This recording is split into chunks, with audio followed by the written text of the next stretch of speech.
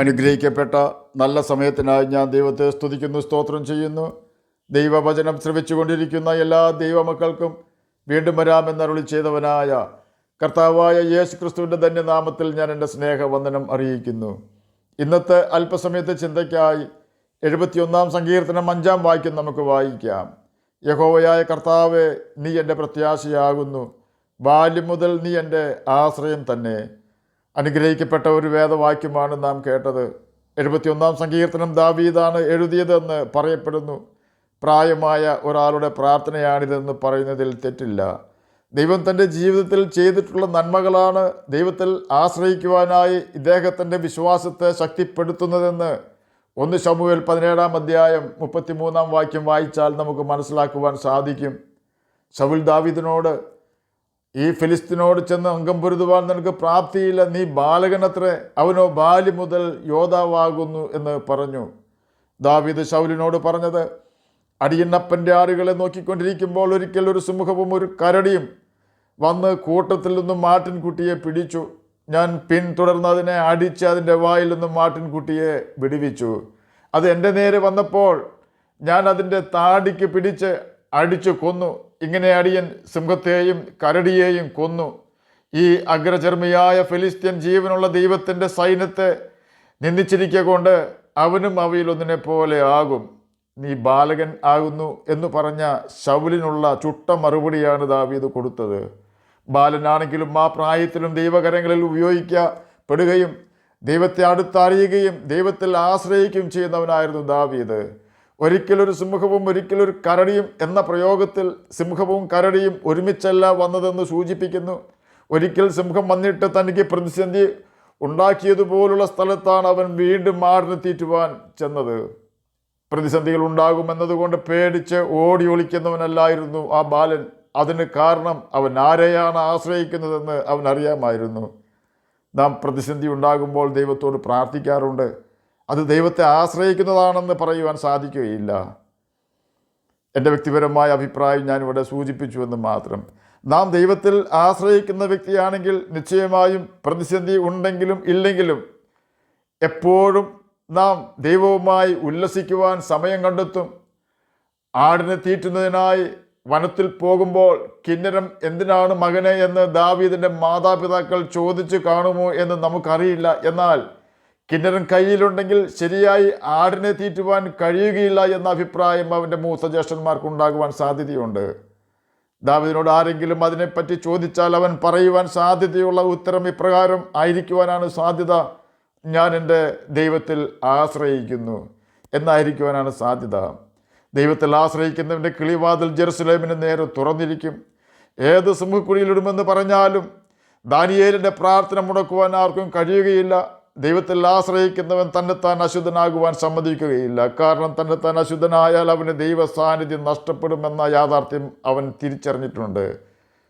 പാപം പാഷാണം പോലെ ഭീകരമാണെന്ന് നാം മനസ്സിലാക്കണം. വിഷം കഴിക്കുമ്പോൾ മനുഷ്യൻ്റെ ആത്മാവ് മനുഷ്യൻ്റെ ശരീരത്തിൽ നിന്നും പറന്നകലുന്നു. എന്നാൽ പാപം ചെയ്യുമ്പോൾ മനുഷ്യൻ്റെ ആത്മാവിൽ നിന്നും ദൈവാത്മാവ് പറന്നകലുന്നു.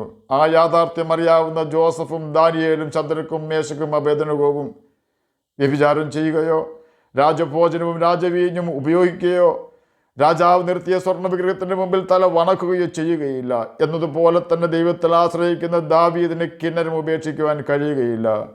ദൈവത്തെ പാടി സ്തുതിക്കുമ്പോൾ ശൗലിൽ നിന്നും സാത്താൻ ഓടി മറയുന്നു. അതുപോലെ തന്നെ ദൈവത്തെ പാടി സ്തുതിക്കുമ്പോൾ ദാവീദിൻ്റെ ആടുകൾ സമാധാനവുമായി ദാവീദിൻ്റെ ചുറ്റും നിന്ന് പുല്ല് തിന്നുന്നു. തന്നെയുമല്ല, കാട്ടുമൃഗങ്ങൾക്ക് ആടുകളെയോ ദാവീദിനെയോ ഉപദ്രവിക്കുവാൻ സാധിക്കാത്ത വിധം ദൈവത്തിൻ്റെ സാന്നിധ്യം അവിടെ നിറഞ്ഞു വരുന്നു. അഥവാ ഒരു മൃഗം അവിടെ വന്നാൽ ജീവനോട് അതിനെ അവിടെ വിട്ടു പോകുവാൻ ദൈവാത്മാവ് സമ്മതിക്കുകയില്ല. അതാണ് ദാവീദ് കൊന്നുകളഞ്ഞ സിംഹത്തിൻ്റെയും കരടിയുടെയും അനുഭവം.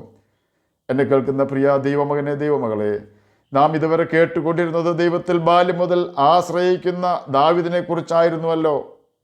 ദൈവത്തിൽ നമുക്ക് ആശ്രയിക്കുവാൻ കഴിയണമെങ്കിൽ നിശ്ചയമായും നാം ദൈവത്തെ പ്രസാദിപ്പിക്കേണ്ടി വരും. ദൈവത്തെ പ്രസാദിപ്പിച്ച ദാവീദ് പറഞ്ഞത് ഇപ്രകാരമായിരുന്നു: ഞാൻ എൻ്റെ ഹൃദയത്തിൽ അകൃത്യം കരുതിയിരുന്നുവെങ്കിൽ കർത്താവ് കേൾക്കയില്ലായിരുന്നു. 66 സങ്കീർത്തനം 18 വാക്യത്തിൽ ഇത് രേഖപ്പെടുത്തിയിട്ടുണ്ട്. എങ്ങനെ ദൈവത്തെ പ്രസാദിപ്പിക്കാമെന്ന് കർത്താവായ യേശു ക്രിസ്തു നമ്മെ പഠിപ്പിച്ചിട്ടുണ്ട്. ഞാൻ എൻ്റെ പിതാവിൻ്റെ കൽപ്പനകൾ പ്രമാണിച്ചുകൊണ്ട് അവൻ്റെ സ്നേഹത്തിൽ വസിക്കുന്നത് പോലെ നിങ്ങൾ എൻ്റെ കൽപ്പനകളെ പ്രമാണിച്ചാൽ എൻ്റെ സ്നേഹത്തിൽ വസിക്കാം എന്നാണ് യോഹന്നാൻ എഴുതിയ സുവിശേഷം 15-ാം അധ്യായം 10-ാം വാക്യത്തിൽ രേഖപ്പെടുത്തിയിരിക്കുന്നത്. യോഹന്നാൻ എഴുതിയ സുവിശേഷം 8-ാം അധ്യായം 29-ാം വാക്യത്തിലെ പ്രകാരം രേഖപ്പെടുത്തിയിരിക്കുന്നു, എന്നെ അയച്ചവൻ എന്നോട് കൂടെയുണ്ട്, ഞാൻ എപ്പോഴും അവന് പ്രസാദമുള്ളത് ചെയ്യുന്നത് കൊണ്ട് അവൻ എന്നെ ഏകനായി വിട്ടിട്ടില്ല. ആകയാൽ നാം യേശുവിൻ്റെ കൽപ്പനകൾ പ്രമാണിച്ചാൽ നമുക്ക് യേശുവിനെ പ്രസാദിപ്പിക്കുവാൻ കഴിയും. നാം യേശുവിൻ്റെ കൽപ്പനകൾ പ്രമാണിച്ചാൽ യേശു ക്രിസ്തു നമ്മുടെ ഹൃദയത്തിൽ വാസം ചെയ്യും എന്ന വാഗ്ദാനം യോഹന്നാൻ എഴുതിയ സുവിശേഷം 14-ാം അധ്യായം 16-ാം വാക്യത്തിലും 21-ാം വാക്യത്തിലും 23-ാം വാക്യത്തിലും യേശു നമുക്ക് ഉറപ്പ് തരുന്നുണ്ട്. ഒരു പക്ഷേ കടുവയോ സിംഹമോ അഗ്നികുണ്ഡമോ സിംഹക്കുഴിയോ പോത്തിഫേറിൻ്റെ ഭാര്യയോ നമ്മുടെ മുൻപിലും വന്നേക്കാം. അവയുടെ എല്ലാം മുൻപിൽ യഹോവയിൽ ആശ്രയിക്കുന്നവൻ വിജയക്കൊടി പാറിക്കും എന്നതിൽ സംശയമില്ല. കാരണം യേശു കർത്താവ് അവയിൽ നിന്നെല്ലാം നമ്മെ കാത്തു പരിപാലിക്കുകയും നല്ല ഉപദേശം തരികയും ചെയ്യും. യേശു നമ്മുടെ ഭവനത്തിൻ്റെയും ഹൃദയത്തിൻ്റെയും നായകനായിട്ടുണ്ടെങ്കിൽ ആശ്വാസം നിരസിക്കപ്പെടുന്ന സമയങ്ങളിൽ അവൻ ഓടി വന്ന് നദി പോലെ ആശ്വാസം തരികയും പ്രതിസന്ധികൾ പരിഹരിക്കുകയും ചെയ്യുന്നു. നാം കർത്താവിൻ്റെ കൽപ്പനകൾ ഓർത്ത് അനുസരിച്ചാൽ ദൈവവചനം നാം നടക്കേണ്ടുന്ന പാതയിൽ കൂടി മാത്രം നടത്തി ലക്ഷ്യത്തിൽ എത്തിക്കും. അതുകൊണ്ടാണ് നിൻ്റെ വചനം എൻ്റെ കാലിന് ദീപവും എൻ്റെ പാതയ്ക്ക് പ്രകാശവുമാകുന്നുവെന്ന് 119-ാം സങ്കീർത്തനം 105-ാം വാക്യത്തിൽ സങ്കീർത്തനക്കാരൻ രേഖപ്പെടുത്തിയിരിക്കുന്നത്. ദൈവകൽപ്പനകൾ അനുസരിക്കുവാനായി നമുക്ക് ഹൃദയവാഞ്ചിയുണ്ടെങ്കിൽ നമ്മുടെ ആഗ്രഹങ്ങളെ സാധ്യമാക്കി തരുന്നവനാണ് കർത്താവായ യേശു ക്രിസ്തു. ആകയാൽ നമുക്ക് ദൈവകൽപ്പനകൾ അനുസരിച്ച് ജീവിച്ച് ദൈവത്തിൽ പ്രത്യാശ വയ്ക്കുകയും അവനിൽ ആശ്രയിക്കുകയും ചെയ്തുകൊണ്ട് നിത്യജീവൻ അവകാശികളായി തീരാം. അതിന് കർത്താവ് നമ്മെ സഹായിക്കട്ടെ എന്ന് പ്രാർത്ഥിച്ചുകൊണ്ട് ഞാൻ എൻ്റെ വാക്കുകളിൽ നിന്ന് വിരമിക്കുന്നു. നമുക്ക് പ്രാർത്ഥിക്കാം. ഞങ്ങളെ സ്നേഹിക്കുന്ന സ്വർഗീയ പിതാവേ, നല്ല വചനത്തിനായി അങ്ങേ സ്തുതിക്കുന്നു, സ്തോത്രം ചെയ്യുന്നു.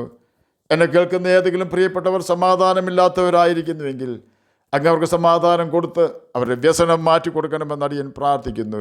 രോഗത്താൽ ഭാരപ്പെടുന്നവർക്ക് രോഗസൗഖ്യം കൊടുക്കണമേ. പഠിക്കുന്ന കുഞ്ഞുങ്ങൾക്ക് പഠിക്കുവാനുള്ള ബുദ്ധിയും ജ്ഞാനവും ഓർമ്മശക്തിയും കൊടുക്കണമേ. ജോലിയില്ലാത്തവർക്ക് ജോലി കൊടുക്കണമേ. പ്രാർത്ഥന കേട്ടതിനായി സ്തോത്രം. യേശുവിൻ്റെ നാമത്തിൽ തന്നെ ആമേൻ. കർത്താവ് എല്ലാവരെയും അനുഗ്രഹിക്കട്ടെ. സ്തോത്രം.